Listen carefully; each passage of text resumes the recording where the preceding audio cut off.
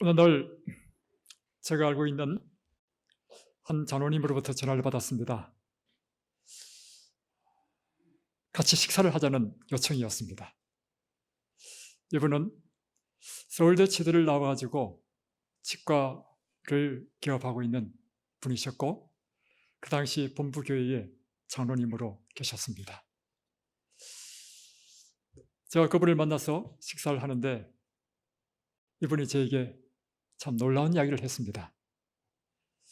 목사님, 제가 천국을 정말 보고 싶었습니다. 그래서 하나님께 제가 천국을 보여달라고 기도했습니다.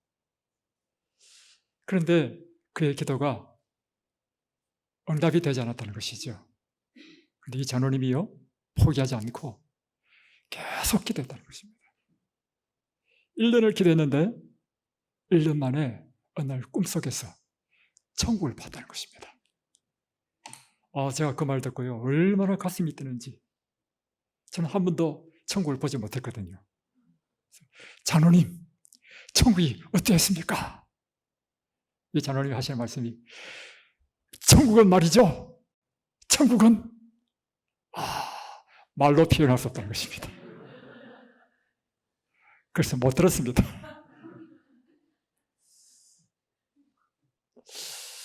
사도 바울은 고린도후서에 보면 분명히 그분은 계시 가운데 천국을 보았습니다. 그가 이렇게 3인칭을 썼지만 사실은 그는 사도 바울이었습니다. 셋째 하늘에 이끌려갔다. 그리고는 낙원으로 이끌려가서 말할 수 없는 말을 들었으니 사람이 가히 이르지 못할 말이로다. 그 천국을 보았는데 이것은 말로 표현할 수 없을 정도로 아름다웠다는 것입니다. 근데 천국을 본 사람이 또 있습니다. 엘렌 G. 화이트이 계시 가운데 천국을 보았습니다. 그리고 교회 정언과 초기 문집 이런 그의 원고를 보면 그분이 천국에 대하여 묘사한 것이 있습니다. 그런데 그 가운데 가장 인상적인 것은 이런 표현이었습니다. 천국을 보고 다음에 계시에서 깨어서 이 땅을 보았는데 이 땅이 너무 어두웠다는 것입니다. 그런데 그때는 한낮이었어요. 태양이 자결하는 그 한낮의 밝기도 천국에 비하면 너무 어두웠다는 것입니다. 그리고는 그가 이렇게 표현했습니다. 나는 천국을 본 이후부터 천국에 대한 향수병이 걸렸다. 이 세상의 삶이 시시해졌다는 것입니다. 여러분, 왜 우리가 이 세상에 목숨 걸는지 아십니까? 천국을 못 봤기 때문입니다. 여러분이 만약에 진짜로 천국을 한번 봤다면 여러분은 천국을 위해서 살고 그의 나라와 그 일을 위해서 여러분의 모든 시간과 여러분의 생명을 다 바칠 것입니다. 믿는 자에게 약속하신 것은 바로 이 천국을 약속하셨습니다. 예수님께서 친히 우리에게 약속하시기를 너희는 마음에 근심하지 말라. 하나님을 믿으니 또한 나를 믿으라. 내 아버지 집에 갈 곳이 많도다. 여러분, 코로나로 인하여 걱정하지 마십시오. 예수님께서 말씀하시기를 너는 근심하지 말라. 여러분, 혹 여러분의 사업 때문에 근심하십니까? 너희는 마음에 근심하지 말라. 하나님을 믿으니 또한 나를 믿으라. 그리고 그분께서 우리에게 말씀하시기를 내 아버지 집에 갈 곳이 많다는 것입니다. 내가 너희를 위하여 처소를 예비하러 가노니 가서 너희를 위하여 처소를 예비하면 내가 다시 와서 너희를 내게로 영접하여 나 있는 곳에 너희도 있게 하리라. 예수님께서는 우리에게 분명한 약속을 하셨습니다. 내가 다시 오겠다. 그분이 왜 다시 오시죠? 오늘 이 세상에 우리의 삶이 너무 힘들기 때문에 예수님께서는 다시 오겠다는 것입니다. 내가 하늘의 집을 예비하면 내가 너희를 영접하여 나 있는 곳에 너희를 영접할 것이다. 예수님께서 재림하실 때 어떤 일이 일어납니까? 그래서 우리의 최고의 소망은요, 예수님께서 다시 오시는 재림이 있습니다. 여러분, 우리의 이 구약시대에 우리가 만약에 살았다면 우리는 초림하시는 예수님을 기다렸을 것입니다. 그러나 신약시대, 다른 말로 표현하면 새로운 약속을 해주신 예수님의 약속에 의하면 우리는 그분의 재림을 기다리는 것이 우리의 신앙의 목표인 것입니다. 예수님께서 재림하시면 우리 인생의 모든 문제가 해결되는 것입니다. 그래서 예수님께서 재림하실 때 어떤 일이 일어나는지 성경을 통해서 한번 보겠습니다. 데살로니가전서 4장 16절에 보면 주께서 오실 때 호령과 천사장의 소리와 하나님의 나팔 소리로 오신다는 것입니다. 그분이 초림하실 때는요, 아주 조용하게 오셨습니다. 그리고 아주 비천한 그 마구간에서 태어나셨습니다. 그러나 예수님께서 다시 오실 때는 천천만만의 천사와 함께 호령과 천사장의 소리와 하나님의 나팔 소리로, 이 소리에 이 땅이 진동하도록, 이 모든 건물들이 다 무너지도록 그런 엄청난 의미 가운데서 재림하실 것입니다. 그래서 성경은 표현하기를 베드로후서 3장 10절에 그날에는 하늘이 큰 소리로 떠나가고 물질이 뜨거운 불에 부러지고 땅과 그 중에 있는 모든 것이 드러나리라. 하늘은 두루마리가 말리는 것 같이 떠나가고 각 산과 섬이 제자리에서 옮겨지며, 이 하늘의 대기권이요 다 말려 없어진다는 것입니다. 그리고 그분이 오시는 그 천둥소리 같은 나팔 소리에 이 땅이 진동해서 산들이 무너지고 섬들이 옮겨진다는 것입니다. 다른 말로 표현하면 이 세상은 종말을 구한다는 것입니다. 이 종말 때 악인들은 그 무너짐 속에 함께 멸망한다는 것이죠. 그러나 예수님의 재림 때 죽은 의인들은 불멸의 몸으로 부활을 입는다는 것입니다. 그래서 이 기독교의 신앙은요, 영혼 불멸이 아니고 부활의 신앙인 것입니다. 예수님께서 오실 때 우리가 불멸의 몸으로 다시금 옷을 입고 부활한다는 것입니다. 그렇게 부활할 때 여러분 지금 아픈 모습 이대로 부활할까요? 아니요. 썩지 않을 몸으로 가장 아름다운 모습으로, 그리스도 안에서 죽은 자들이 먼저 일어나고 그 후에 우리 살아남은 자도 저희와 함께 구름 속으로 끌어올려 공중에서 주를 영접하게 하시리니, 그래서 구원 얻는 사람이 다 몸이 들려서 공중에서 주님을 영접한다는 것입니다. 그러면 구체적으로 구원 얻는 사람들이 가는 이 천국은 어떤 곳인가 하는 것입니다. 그 하늘은 어디인가? 자, 이것을 여러분에게 연애신을 통해서 보여드리겠습니다. 1848년 12월에 엘렌 G 화이트가 게시받은 그 게시에 의하면 초기 문집 41페이지에 나옵니다. 무거운 목장 구름들이 일어나 서로 부딪히고 대기층이 갈라져 종이처럼 말려나갔다. 예수님께서 재림하시는 장면이죠. 그때 우리는 오리온 성자의 열린 공간을 볼 수 있었고 그것으로부터 하나님의 음성이 흘러나왔다. 바로 그 열린 공간을 통하여 거룩한 도성이 내려올 것이다. 그러니까 하늘에 열린 공간이 있을 것이고 그 열린 공간이 우리가 가야 될 셋째 하늘이라는 것입니다. 그 셋째 하늘에서 우리가 천년을 살다가 천년 후에 이 열린 공간을 통해서 성 예루살렘과 함께 이 땅에 다시 내려온다는 것입니다. 그러나 이것을 이야기했을 때는 1848년이었습니다. 그 당시에 가장 학식했던 천문학자나 과학자들도 이 사실을 알지 못하던 그런 때였습니다.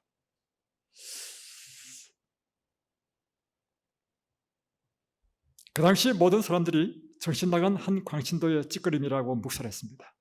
그런데 그로부터 60년이 지난 1909년 루시안 라스킨이라는 교수가 이제 이 천체 만원경도 발달하고 그러면서 이 천문학이 발달하면서 이 놀라운 사진을 찍게 됐는데, 바로 수억만 송이의 장미꽃으로 뒤덮인 동굴 같은 이 공간이 실제로 존재한다는 것을 그는 세상에 알리게 되었습니다. 이게 바로 오리온 성운에 있는 M42 오픈 스페이스라고 하는 것입니다. 그러니까 엘렌 G 화이트 게시 가운데 본 것을 그 당시에 사람들이 믿지 않았습니다. 과학이 발달하니까 60년 이후에 드디어 천문학자들이 만원경을 통해서 M42에 열린 공간이 있고 이 열린 공간에 장밋빛으로 완전히 물든 수억만 송이의 장밋빛 같은 그런 장밋꽃으로 뒤덮인 그런 공간이 있다는 사실을 발견하게 된 것입니다. 그리고 이 성원에 열린 공간이 천상으로 가는 입구라고 알려져 있습니다. 우리가 이 예수님께서 재림하실 때 예수님과 함께 갈 곳이 어디냐면 이 열린 공간을 통해서 셋째 하늘에 간다는 것입니다. 다시 말해서 우리 대유권이 있고, 이 대유권이 이제 첫 번째 하늘이고, 대유권을 넘은 이 별들의 세계가 두 번째 하늘이고, 성경에 말하는 하나님께서 계시는 셋째 하늘이 바로 이 열린 공간을 통하여 열려져 있는 그 하늘이 셋째 하늘이라고 하는 것입니다. 그것이 어딘가? 이 오리온 성운은 크게 큰 별 4개가 있죠. 이 전체가 오리온 성운이고, 이 오리온 성운 안에 가운데 이게 별 3개가 있는 것이 삼태성입니다. 이 삼태성은 엽기에 나오는 것처럼 결코 이 위치가 흔들리지 않는다는 것입니다. 이 삼태성, 그러니까 오리온 성운 안에 삼태성이 있죠. 오리온 성운 안에 삼태성이 있고 그 삼태성 밑에 보면 특별히 겨울 때 이 별이 잘 보입니다. 보면 그 밑으로 별이 한 2개 정도가 있어요. 근데 이 2개 별은 희뿌옇하게 보입니다. 근데 첫 번째 별이 M43이고 두 번째 별이 M42인데 두 번째 별인 이 M42가 바로 열린 공간이라는 것입니다. 이곳으로 우리가 간다는 거예요. 그것을 아주 좋은 망원경으로 찍은 사진이 바로 이 사진입니다. 장밋빛으로 완전히 아름다운 한 공간이라는 것입니다. 마치 소만 송이와 장미꽃으로 뒤덮인 동굴 같은 이 공간이 실제로 존재한다는 것을 세상에 알리는 것입니다. 예수님께서 재림하시고 우리는 바로 그 공간을 통해서 하늘에 가게 되면 하늘에서 1000년 동안 우리가 지내게 된다는 것입니다. 이제 요한계시록 20장, 21장, 22장에 대한 이제 마지막 이 장면입니다. 이 1000년 동안 우리가 무엇을 하는가? 우리가 왕노릇 한다는 것입니다. 왕이 하는 일이 무엇이죠? 심판하는 일을 하는 것입니다. 1844년부터 예수님 재림 때까지는 하늘 보좌에서 산자와 죽은 자, 특별히 구원받을 사람들을 위하여 심판하는 것이 조사심판이고요. 이제 예수님 재림 이후에 하늘에서 1000년 동안은 구원받은 우리가 멸망받은 사람들의 악인들에 대하여 조사심판하는 것이 이 1000년 기간 동안에 하는 일이라는 것입니다. 그래서 하나님께서는 선인이 의인이든 악인이든 반드시 심판하신 다음에 집행하신다는 것입니다. 그래서 1844년부터 있을 이 조사심판은요, 악인들에는 해당이 없는 것입니다. 이것은 구원받을 성도들에 대한 심판이라는 것이죠. 그 심판은 벌 주는 심판이 아니고 구원하기 위한 심판인 거예요. 그러나 구원받은 우리는 이제 우리가 왕노릇 할 것인데 그때는 수많은 악인들이 왜 그들이 멸망할 수밖에 없는지 그것을 심판하는 일을 할 것이라는 것입니다. 이 1000년 동안 이 지구는 예수님 재림 때 무너진 그대로 황폐된 상태로 있을 것입니다. 두 번째는 사단이 무적에게 갇힌다 했습니다. 무적에게 갇힌다는 의미는 밑이 없는, 끝이 없는 깊은 곳에 갇힌다는 의미인데 실제로 어떤 장소를 이야기하는 것이 아니고 이 지구가 폐허가 되고 사단이 유혹할 사람이 없는 상태이기 때문에 또 사단이 이 지구를 떠날 수 없기 때문에 이 폐허가 된 지구 자체가 사단에게는 무적행인 것입니다. 이해되시죠? 네. 다음에 성도들은 악인들을 심판하는 것입니다. 무슨 심판요? 조사 심판인 것입니다. 왜 그들이 멸망받을 수밖에 없는지. 그래서 고린도전서 6장 2절로 3절에 보면 성도가 세상을 심판하게 된다는 것을 여러분은 모르십니까? 우리가 천사들도 심판하리라는 것을 여러분은 모르십니까? 여기서 우리가 심판할 이 천사는 어떤 천사죠? 예, 사단 마귀의 그 모든 귀신들을 우리가 심판한다는 것이죠. 타락한 천사들 말이죠. 다음에 이 천년이 끝나면 성경은 그 셋째 하늘에서 영원히 사는 것이 아니고 그 셋째 하늘에서 이 땅으로 다시 내려온다는 것입니다. 자, 보겠습니다. 요한계시록 21장 2절에 보면 그때 내려올 때 뭐와 함께 내려오냐면 성새 예루살렘과 함께 우리가 이 땅으로 내려온다는 거예요. 우리가 성새 예루살렘 안에 있게 되겠죠, 그죠? 그래서 내려온다는 것입니다. 이것을 요한계시록 21장 2절에는 또 내가 보매 거룩한 성새 예루살렘이 하나님께로부터 하늘에서 내려오니 그 예리한 것이 신부가 남편을 위하여 단장한 것 같더라. 그러니까 이 성이 얼마나 아름다운지 아름다움의 극치를 표현하는데 요한은 어떻게 표현했다고요? 신부가 남편을 위하여 결혼할 때 신부가 남편을 위해서 단장하잖아요. 그 모습과 같이 아름답다는 것입니다.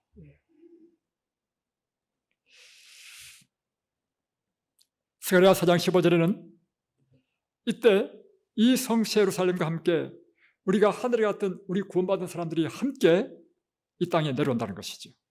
그날에 그의 발이 예루살렘 앞 곧 동편 감람산에 서실 것이요 나의 하나님 여호와께서 임하실 것이요 모든 거룩한 자가 주와 함께 하리라. 이 거룩한 자는 누구죠? 예, 성도, 구원받은 우리를 이야기하는 것입니다. 그래서 천년 후에는 이 땅으로 다시 내려와요. 그 감람산이 갈라지면서 그곳에 이제 성새 예루살렘이 놓여진다는 것입니다. 이 천년 후에 그러면 이 지상에서 일어나는 일인데 천년 후에 이 성새 예루살렘이 내려올 때 죽었던 악인들이 부활하는 것입니다.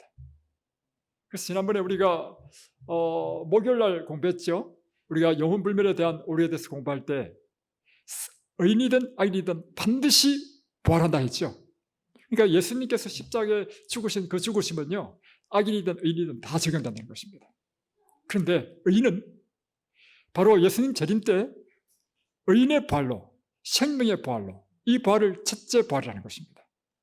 그러나 악인은 하나님께서 부활시켜 주시는데 그것은 심판을 위한 부활이라는 것입니다. 그것은 악인의 부활이요, 둘째 부활이요, 심판의 부활이라는 것입니다. 자, 성경절을 한번 보면 이렇습니다. 요한복음 5장 28절로 29절에 보면 이를 기이 여기지 말라.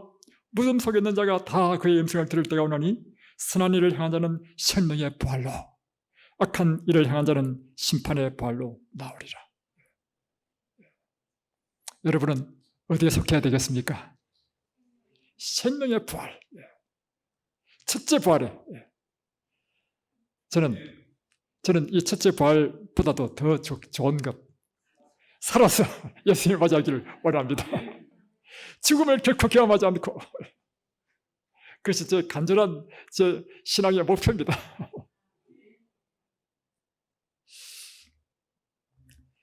이럴 때 사단이 잠시 노임을 받는다는 것입니다. 자, 보십시오. 악인들이 다 부활하니까 사단이 드디어 자기가 유혹할 대상이 생긴 것이죠. 6,000년 동안 이 세상에 태어나서 악인으로 죽은 사람이 얼마나 많겠습니까? 이 세상은 마치 모래알보다도 더 많은 사람들이 있을 것입니다. 그 가운데 영혼들이 있을 것이죠. 그런데 그들 앞에 성새 예루살렘이 놓여 있는 것입니다. 이 사단 마귀가 사람들을 유혹해서 이 성을 이제 공격하려고 하는 것이죠. 빼앗자는 것입니다. 저희가 지면에 널려 퍼져 성도들의 진과 사랑하시는 성을 두르시며 이때 하나님께서 하늘에서 불이 내려와 저희를 소멸해버리는 것입니다. 그 이전에 있는 사건은 무엇인가 하면 그 마지막 순간에 하늘에서 쫙 전개되는데 거기에 있는 모든 사람의 생애가 쫙 전개되는 거예요. 아, 내가 하나님 앞에 심판받기에 정말 합당하구나. 하나님은 정말 사랑이시다. 나에게 주신 그 기회를 내가 놓쳐버렸구나. 바로 그런 기회를 주신 다음에 하늘에서 불이 내려와서 그들을 심판하시는 것입니다. 성경에서 말하는 지옥불이라고 하는 것은요, 바로 이때 그들을 소멸하는 불이 성경에서 말하는 지옥불인 것입니다. 영원히 타지 않는 어떤 것이 있는 것도 아니고 영원히 타는 불이 아니라 악인들을 완전히 태우고 그리고 소멸해버리는 불. 또 저희를 미혹하는 자기가 불과 유황못에 던지우니 각 사람이 자기의 행위대로 심판을 받고 사망과 음부도 불못에 던지우니 이것은 둘째 사망, 곧 불못이라. 그래서 이 둘째 사망도요, 그들이 이 세상에 사는 그 악행의 정도에 따라 이 소멸되는 기간이 긴 사람도 있고 짧은 사람이 있다는 것입니다. 그러나 반드시 잠시 후에는 악인이 다 없어지리니 내가 그것을 자세히 살필지라도 없으리로다. 악인은 멸망하고 여호와의 원수는 어린 양의 기름같이 타서 연기되어 없어지리라. 거기는 이 온 세상의 악인들을 다 불태우고 소멸하면 흙이 되어버리는 것이죠. 그래서 이 온 우주에 이제는 죄가 완전히 도말되는 그런 마지막 심판이 있다는 것입니다. 그리고 나서 하나님께서는 이 지구를 새롭게 재창조하시는 것, 그것이 바로 새하늘과 새 땅이라는 것입니다. 그래서 요한계시록 21장 1절에는 이 사건 이후에 또 내가 보니 새하늘과 새 땅을 보니 처음 하늘과 처음 땅이 없어졌고 바다도 다시 있지 않더라. 그러니까 하나님께서 다시금 이 지구를 재창조하실 때는 지금은 지구의 70%가 바다지요. 그때는 바다가 없는 전체가 다 땅인, 물론 호수는 있겠죠. 그러니까 지금 30%의 땅만 하더라도요 굉장히 넓습니다. 사실은 전체가 다 땅이면 얼마나 넓겠습니까? 이사야 65장 17절 18절 보라 내가 새하늘과 새 땅을 창조하노니 이전 것은 기억되거나 마음에 생각나지 아니할 것이라. 너희는 나의 창조하는 것을 인하여 영원히 기뻐하며 즐거워할지니라. 그런데 여러분 기억할 것이 있습니다. 그것은 천국은 구름 위에서 영들이 사는 그런 비실체적인 곳이 아니라고 하는 것입니다. 여기서 말하는 천국은 보십시오. 여러분 이 천국이 어떤 것이 천국인지 제가 질문하겠습니다. 우리가 예수님 재림하실 때 구원받아서 셋째 하늘로 간 그 하늘이 천국이고 다시 천년 후에 내려온 것은 새하늘과 새 땅이다. 이 1번. 2번은요. 우리가 천년 동안 하늘에 있는 셋째 하늘에도 천국이고 다시 천년 후에 이 땅에 와서 새하늘과 새 땅이 된 이곳도 천국이다. 1번과 2번 중에 무엇이 옳습니까? 2번입니다. 여러분 천국이라는 의미는 뭐냐면요 하나님의 나라라는 뜻입니다. 하나님께서 우리의 왕이 되신 곳은 우리가 셋째 하늘에 있는 그 하늘에서도 천국이고 다시 이 땅에 와서 이 땅이 새롭게 된 그 새하늘과 새 땅도 천국인 것입니다. 여러분 천국의 개념을 잘 잡아셔야 돼요. 그러므로 여러분 우리가 예수 그리스도를 믿고 지금 사는 우리 마음속에 이미 하나님이 계시면 우리 마음이 뭐야 돼요? 천국이 되는 것입니다. 그래서 이 땅에서요 우리 심령의 천국을 누리는 사람이 하늘의 천국에 갑니다. 예수 그리스도를 믿는데도 불구하고 언제나 우리 마음속에 투쟁과 갈등과 이 마음이 복잡하고 고통하고 마음에서 이미 천국을 경험하지 못한 사람은요 천국 못 갑니다. 여러분 하나님의 은혜가 언제나 우리 마음에 평안을 그리고 이 땅, 이 마음에서 하나님의 은혜가 넘치는 삶을 살아야 되는 것입니다. 무엇이 우리에게 평안을 주십니까? 예수 그리스도. 그분이 우리 마음에 들어오면 여러분 용서 못할 사람이 있습니까? 그분이 우리 마음에 있으면 우리가 포기 못할 이 세상에 어떤 욕망이 있습니까? 그분이 우리 마음속에 계시는데 내가 어떻게 죄된 삶을 살 수 있습니까? 예수님이 계신 곳은 그러므로 우리 심령이 천국이 된다는 사실이에요. 그래서 보십시오. 우리 천국이라고 하는 것은요 우리 몸을 빠져나간 영혼이 어디에 극락에 가는 것이 아니고요. 보십시오. 예수님께서 처소를 예배하러 간다 했습니다. 장소가 있는 장소. 그러니까 셋째 하늘에 간 그곳에서도 이 지구처럼 우리가 발을 딛고 우리 육체가 누리는 이런 장소가 있는 것입니다. 그러므로 천국은 실체적으로 우리가 누리는 그것이 바로 천국이라는 것이죠. 천국은 상상할 수 없는 정말 가장 멋진 곳입니다. 히브리서 11장 16절에 보면 저희가 이제는 더 나은 본향을 사모하니 곧 하늘에 있는 것이라.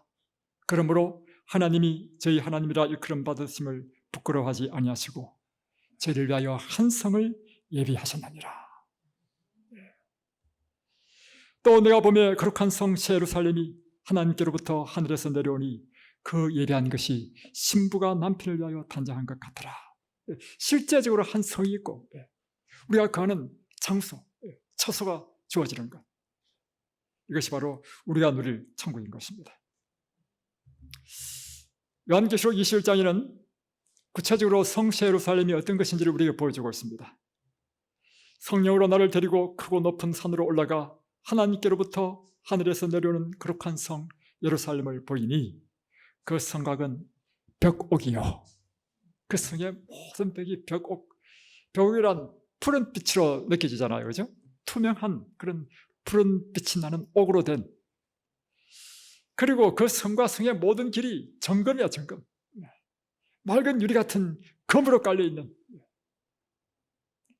그리고 그 성곽의 기초석은 12기초수로 되어 있는데, 12보수로 되어 있는데, 첫째는 벽옥이요, 둘째는 남보석, 셋째는 옥수, 녹보석, 홍마노 이 같은 보석으로 되어져 있는 이 예루살렘 성이라고 하는 것입니다.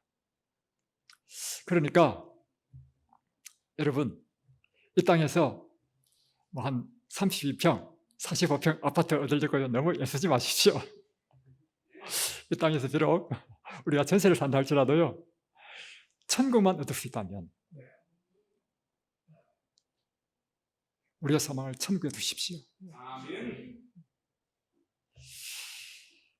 그 12문은 통째로, 통진주로 된 문이라는 것입니다. 하나님께서는 우리를 위하여 면신을 준비하고 계십니다. 그 성의 크기는 네모가 반듯하며 장광이 같으니라. 장광이는 가로 세로가 같다는 것입니다. 더 나아가서 고도 같지요. 그 성을 청량하되 1만 2천 스타디온이요 장과 광과 고가 같더라 했습니다. 여기 보면 스타디온은 1스타디온은 185m입니다. 오늘날 청량 단위로 그 둘레가 1만 2천 스타디온이었으니까 2220km입니다.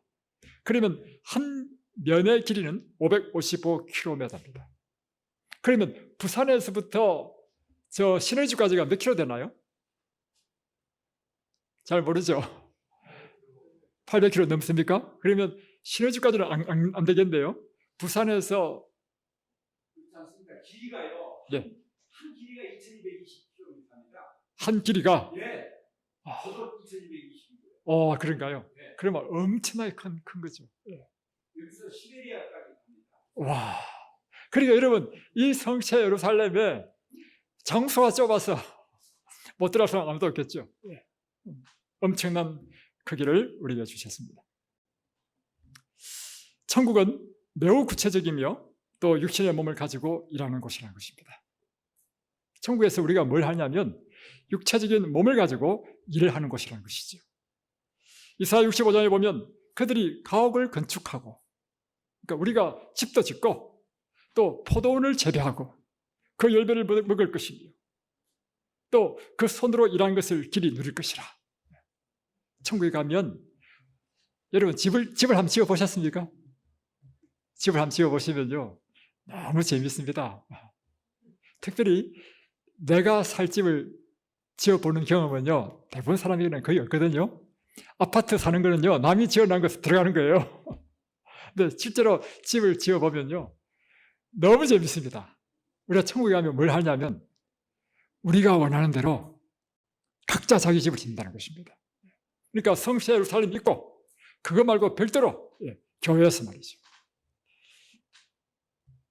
우리의 몸은 이제 예수님의 몸과 같이 변할 것입니다. 빌립보서 3장 21절에 보면 그가 만물을 자기에게 복종케 하실 수 있는 자의 역사로 우리의 낮은 몸을 자기 영광의 몸의 형체와 같이 변케 하시리라. 우리를 바로 그 예수님의 그 영광의 몸으로 우리를 변화시키신다는 것입니다. 그러니 이곳에 어찌 병마와 죽음이 있을 수 있겠습니까? 인생의 모든 고통이 사라지는 것이죠. 하나님이 이게 잘못됐네요. 예. 저희는 하나님의 백성이 되고 하나님은 친히 저희와 함께 계셔서 모든 눈물을 그 눈에서 씻기심에 다시 사망이 없고 애통하는 것이나 곡하는 것이나 아픈 것이 다시 있지 아니하리니 처음 것은 다 지나갔으니라. 아멘. 저희들이 금요일 저녁마다요. 금요일 저녁마다 아니라 우리가 새벽기도 하면 날마다 제가 한 번도 빠짐없이 날마다 기도하는 게 있습니다. 이제 우리는 다 외웠습니다. 이름을. 김준석, 박상옥, 이수진, 김정자, 김순서 다 어떤 사람입니까? 다 아픈 사람이에요. 우리가 천국에 가면 이제 더 이상 아픈 것이 없다는 것입니다. 아멘. 여러분 왜 우리가 건강해야 되는지 아십니까? 우리가 이 아프면요, 삶의 질이 떨어지고요. 또 하나는 통증 때문에 이게 굉장히 사람이 고통스러운 것이죠. 건강해야 됩니다. 그래서 그러나 우리가 천국에 가면 우리의 모든 병마와 죽음은 이제 없어질 것입니다.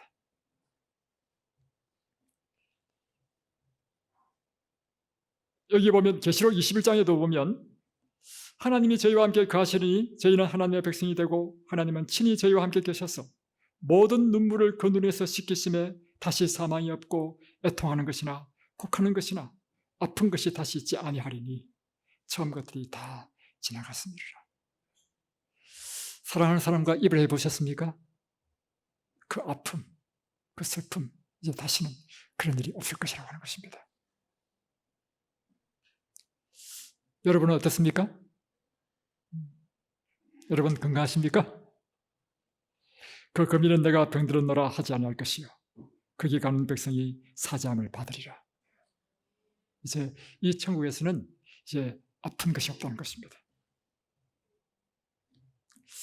내 이름을 경외하는 너에게는 의로운 해가 떠올라서 치료하는 광선을 발하리니 너희가 나가서 외양간에서 나온 송아지같이 때리라.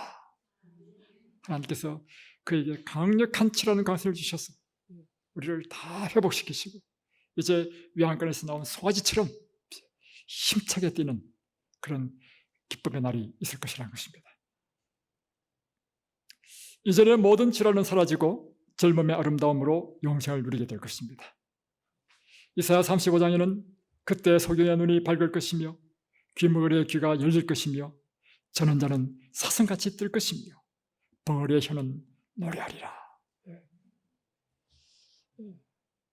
여러분, 이 눈이 어두워진 저번 경험이 있습니까? 제 이웃집에 제가 사랑하는 한 분이 계시는데요. 그분은 중학교 때부터 이렇게 눈이 어두워지기 시작해가지고 점점 시력을 잃어가지고 지금은 그 사람 보면 물체만 이렇게 보이는 이런 분이 계셔요. 참 눈이 안 보일 때 얼마나 참 안타까운지요. 또 옛날에 제가 있던 교회에서 한 분은요, 그분이 군대 갔다 오고 나서 청년 때 직장에서 일을 하다가 기계에 어떻게 잘못돼가지고 팔이 하나 잘렸습니다. 그래서 이 한쪽에는 이제 의수를 쓰고 있어요. 이와 같이 신체 이런 핸디캡이 있을 때요, 그 마음에 말할 수 없는 그 고통이 있어요. 언제나 그 마음에 한이. 또 어떤 사람은 다리를 절고. 이 예수님께서 다시 재림하시는 그날 우리는 완전한 우리 몸의 기능을 회복시켜 주실 것입니다.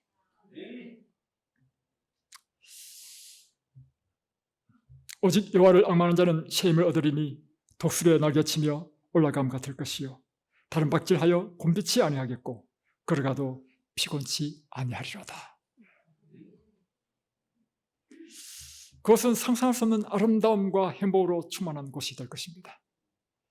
이 세상에 많은 사람들이 타지마할의 그 아름다움을 보기 위해서 여행하지 않습니까? 또 히말라야 산맥, 또 네덜란드의 그 튤립 가든, 스위스의 그 아름다움을 보기 위해서 여행합니다. 그러나 우리가 다시 하는 그 천국에는 이 세상의 어떤 것으로도 비교할 수 없는 아름다움으로 가득 찬 상상할 수 없는 그런 곳에 가게 될 것입니다. 그래서 고린도전서 2장 9절에는 기록된 바 하나님이 자기를 사랑하는 자들을 위하여 예비하신 모든 것은 눈으로 보지 못하고 귀로도 듣지 못하고 사람의 마음으로도 생각지 못하였다 함과 같으니라. 하나님께서 예비하신 것이 우리의 눈으로 한 번도 본 적이 없고 귀로도 이야기 들은 적도 없고 또 마음으로도 생각조차 할 수 없는 그런 곳이라고 하는 것입니다. 그리고 이제 우리가 하늘에 가면 천국 생활이 성세 예루살렘도 있을 뿐만 아니라 그 성세 예루살렘 바깥으로 이 교회에서 우리가 농사도 짓고 또한 집도 짓고 하는 이 교회 생활을 함께 한다는 것입니다. 그래서 그들이 가옥을 건축하고 그곳에 거하겠고 포도원을 재배하고 열매를 먹을 것이며 또 이곳은 죄의 영향으로 파괴된 동물들의 그 공격 본성들이 사라질 것입니다. 그래서 이리가 어린 양과 함께 거하며 표범이 어린 염소와 함께 누우며 송아지와 어린 사자와 살찐 짐승이 함께 있어 어린 아이에게 끌리며 젖먹는 아이가 독사의 고명에서 장난하며. 그러니까 독사의 고명에 손을 넣어도 해를 입지 않는 사자와 또 염소가 함께 사는 그런 평화가 넘치는 곳이 될 것입니다. 또한 이 천국에서는 우리가 그동안 이별했던 사람들을 다시 만나는 이 재회의 기쁨을 누리게 될 것입니다. 특별히 사랑하는 부모, 친척, 그리고 우리가 구원한 영혼들을 이 천국에서 만나게 될 것입니다. 마태복음 8장 11절에 보면 또 너에게 이르노니 종수로부터 많은 사람이 이르러 아브라함과 이삭과 야곱과 함께 천국에 앉으려니와. 그러니까 천국에 가면 이게 창세로부터 지금까지 이 구원 얻은 사람들이 다 모이는 거예요. 그러면 여러분은 누구를 만나보고 싶습니까? 저는 아브라함을 한번 만나보고 싶어요.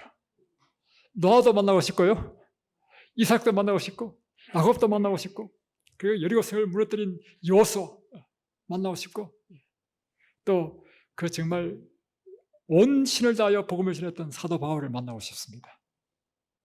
그러나 이보다 저에게는 더 간절한 소원이 있는데 저는 이 한 형제를 만나고 싶습니다. 이분은 특별히 하나님께서 인도하셔서 만난 분인데 어느 날 제가 기도를 했습니다. 기도해서 하나님, 제가 구원할 영혼을 달라고 기도했을 때 하나님께서 한 사람이 생각나게 하셨습니다. 그 사람을 찾아가서 내가 당신 집에 가서 성경을 가르쳐야 되겠다고, 그래서 당신 남편과 함께 있으라고. 그런데 이 남편이 아주 독실한 불교신자예요. 얼마나 독실한 불교신자냐면 사무실이 강남에 있고 첫 아이를 낳을 때요, 날마다 그 보훈사, 그게 날마다 가서 불공 들여가지고 아들을 얻은 사람이었습니다. 근데 이 사람이 어느 날 갑자기 어떤 마음이 들었냐면, 내가 교보문고에 가서 책을 사는데 영어로 된 성경책을 사게 됐습니다. 성경을 한번 읽어보고 싶었어. 성경을 읽다가 그 마음속에 어떤 마음이 들었냐면, 성경이 너무 어렵다. 누군가가 나에게 와서 이 하나님께서 계시다면 누군가가 나에게 와서 이 성경을 가르쳐주면 좋겠다. 이런 마음을 생각했어요. 이런 생각을 했는데 자기 아내에게서 전화가 온 거예요. 권 목사님이 오늘 저녁에 와서 우리 집에 와서 성경을 가르친다는 거예요. 이분이 완전히 머리끝에서부터 발끝까지 전개하렸다는 거예요. 그 전화를 받고. 그날 갔는데요, 이 형제를 만나가지고 성경을 가르치는데 얼마나 복음을 잘 받아들이는지. 그리고 이분은 온 가족이 다 침례를 받았습니다. 아들까지 다. 근데 이분의 취미가 뭐냐면 날마다 술 마시는 게 취미야. 술 마시더라도 밖에서 안 마시고요, 날마다 술을 사가지고 집에 와가지고 집에서 텔레비 보면서 홀짝홀짝 술 마시는 게 이분의 취미인 거예요.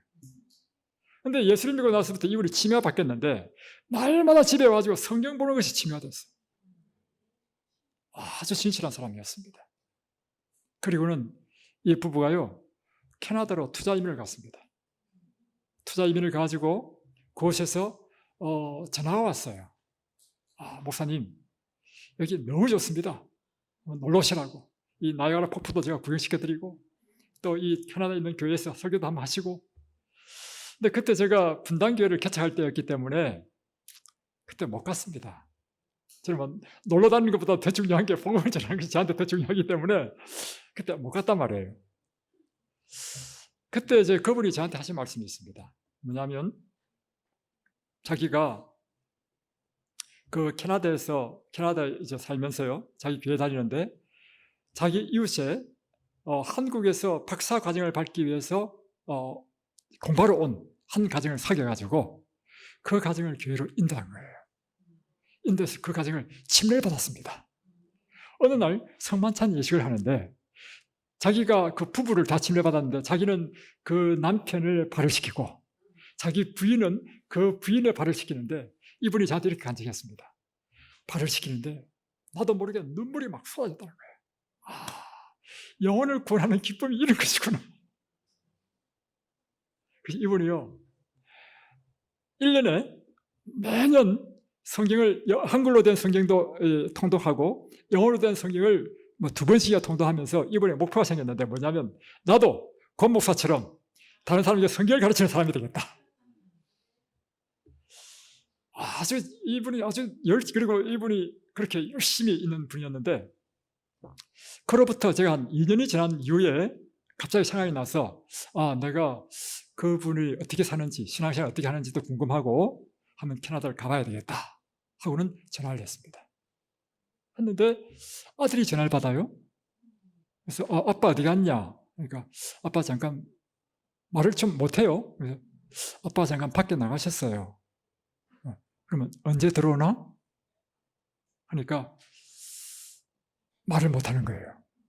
그러면서 자기 엄마에게 바꿔주는 거예요. 딱 들어보니까 이분이요, 이 고혈압으로 이게 혈관이 막혀가지고 쓰러졌는데 응급실에 갔는데 50대 젊은 나이에 그냥 죽었습니다. 얼마나 안타까운지. 그러면서 그분이 하신 이야기가 뭐냐면 자기 남편의 소원은 권 목사처럼 다른 사람에게 성경을 가르친 것이 소원이가지고 1년에 영어로 된 성경 2번 읽고 한글로 된 성경 읽고 다음에 파워포인트 만들고, 그리고 그 아들은요 자기도 신학과에 가가지고 이 목사가 되겠다고 그렇게 온 가족이 그렇게. 근데 그 부인이 얼마나 우는지 50대 초반에 돌아가신 거예요. 저는 예수님 재림하셔서 천국 가면 저는 꼭 이 형제를 나는 만나고 싶습니다. 또한 우리가 천국에 가면 영원한 시대를 통해서 계속되는 이 우주의 여행을 하게 될 것입니다. 이제는 우리가 뭐 미국 여행하는 것이 아니고요, 별과 별을 여행하게 될 것입니다. 또한 우리는 영원한 세월 동안 하나님께서 이 세상을 창조하신 그 창조력의 경외함과 우리를 구원하신 그 십자가의 구속의 오묘를 영원히 잃어버리지 않을 기쁨으로 명상하게 될 것입니다. 그리고 어떠한 큰 계획도 실행되고 아무리 원대한 포부라도 도달되며 한없이 높은 희망도 실현되는 것, 그것이 바로 천국인 것입니다. 기록된 바 하나님이 자기를 사랑하는 자들을 위하여 예배하신 모든 것은 눈으로 보지도 못하고 귀로도 듣지 못하고 사람의 마음으로도 생각하지 못하였담과 같으니라. 여러분, 천국에 함께 가시겠습니까? 아멘. 새 예루살렘에 살기 전까지 우리는 결코 평안을 누릴 수 없습니다. 질병과 고통과 죽음이 없는 곳, 젊음의 아름다움으로 영생을 누릴 수 있는 곳, 이별의 슬픔이 없고 재회의 기쁨이 있는 곳, 상상할 수 없이 아름다운 곳, 죄가 없는 곳, 사랑과 일만이 가득한 곳, 주님과 함께 살며 친히 뵐 수 있는 곳, 그곳에 함께 가시지 않겠습니까? 여러분이 원하신다면 지금 그곳을 예약할 수 있습니다. 지금 예수님과 함께 하십시오. 영접하는 자, 곧 그 이름을 믿는 자들에게는 하나님의 자녀가 되는 권세를 주셨다 했습니다. 누구든지 그리스도를 믿는 자에게는 이와 같은 하나님의 자녀가 되는 권세, 이 권세가 뭐냐면 바로 그 천국을 소유하는 천국의 시민이 된다는 것입니다. 새 예루살렘의 면적은요, 남북한 합친 것의 22배이고요. 예. 중국 땅의 절반입니다. 와, 장로님 엄청 영광하신데 엄청 큰 땅입니다. 예. 그것이 여러분들이 함께 가시게 되는 것입니다. 예수 그리스도를 개인의 구주로 영접하고 하나님의 자녀가 되는 거룩한 권세를 받으시기 바랍니다. 아멘. 무엇이든지 속된 것이나 가정한 일 또는 거짓말하는 자는 결코 그리로 들어오지 못하되 오직 어린 양의 생명책에 기록된 자들 뿐이니라. 어린 양의 생명책에 여러분의 이름이 기록되어야 되는 것입니다. 누가 어린 양의 생명책에 기록되죠? 예, 믿고 침례를 받는 사람은 구원을 얻을 것이요. 예, 물은 곧 이를 구원하는 편이 곧 침례라. 예수 그리스도를 믿고 그 믿음을 표현하는 것이 침례인 것입니다. 침례를 받으시기 바랍니다. 아멘. 또한 그 두루마리를 빠는 자는 복이 있나니 이는 저희가 생명나무에 나가며 문들을 통하여 성에 들어갈 권세를 얻으려 함이로다. 또 어떤 사람이 이 천국에 들어갈 수 있냐면 두루마리를 빠는 자가 천국에 들어갈 수 있다는 것입니다. 첫 번째 의미는요, 예수님의 보혈로 우리의 죄를 씻은 사람이 들어간다는 의미고요. 두 번째는 두루마리를 빤다는 의미는 킹 제임스 버전에 의하면 그의 계명을 지키는 자들이 복이 있다 했습니다. 아멘. 예수 그리스도를 믿고 하나님의 말씀대로 사는 계명에 순종하는 자들이 천국에 간다는 것입니다. 그래서 여러분, 구원 얻는 믿음은 예수 믿음과 하나님의 계명을 지키는 이 믿음인 것입니다. 아멘. 우리 모두 신실한 주의 백성이 되어서 이 영원한 천국에 함께 들어가야 되시길 바라면서 말씀을 마치겠습니다. 아멘.